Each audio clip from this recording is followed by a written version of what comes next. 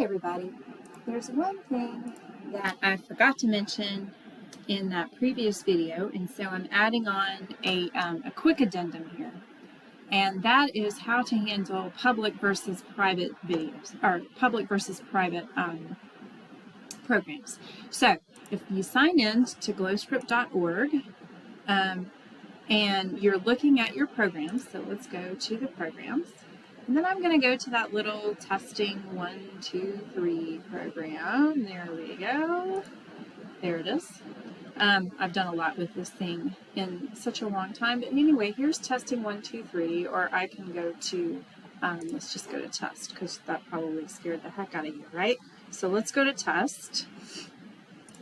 Okay, there's test. Okay, so here's the program that you wrote for question 1, right? Now, the deal is that if you look here, you've got everything, you go to share or export this program, there's a little sentence here that actually matters a whole heck of a lot if you want me to be able to run your program. Look here. Anyone can run the program here at glowscript.org or view its source without having to sign in. This is the important part. The program must be in a public folder, not a private folder. Okay, so how do you know? Here we go. See this right here? It says public, okay?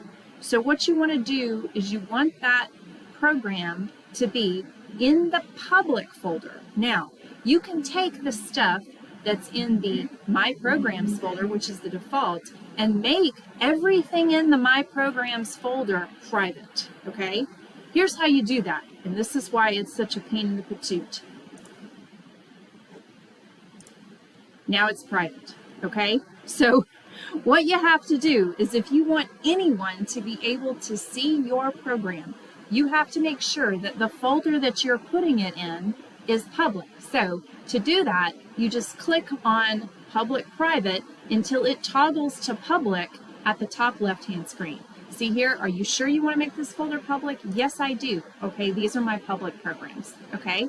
So in the My Programs folder, the one that you share with me, you want it to be public. Now, if you would like to have folders where you put private programs that nobody can see, that's a-okay. You would just say have here a private folder, and these are the private programs, okay? These are the private ones. And I could toggle here and make them public, sure, right? But then I could also toggle it and make it private, all right? So that's how you toggle between public and private.